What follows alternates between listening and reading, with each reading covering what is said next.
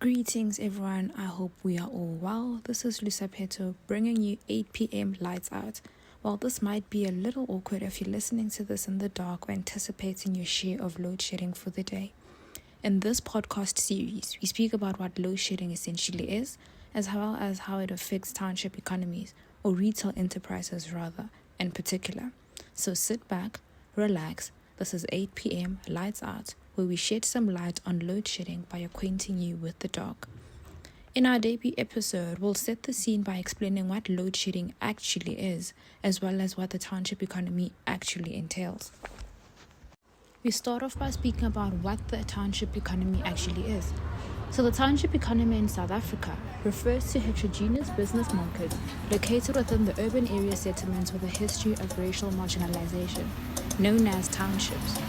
These businesses have a high rate of informality in that they are seldom registered in order to allow them to operate freely and legally. However, that is not to say that all neighborhood township retailers that make up the township economy operate illegally, as this term covers both the formal as well as informal sectors. This economy is dominated by retail activities with spaza shops, convenience shops, fast food outlets, as well as vending being found within township economies as well. Some additional businesses that make up this economy include minibus taxi operations, backroom rentals, childcare services, as well as hair salons. Township economies are said to be relatively self-sufficient markets made up of both licensed as well as unlicensed commercial activities that are operated by township entrepreneurs across a variety of sectors, with the primary purpose of serving the needs of people who reside within the township. In essence, township economy seeks to describe the microeconomic activities that are taking place within the confines of areas that are broadly defined as townships. Load shedding. What is load shedding?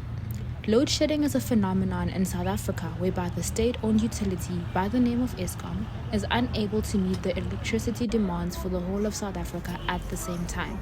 And so it has to take some parts of the national grid offline so to be able to cope with the demands.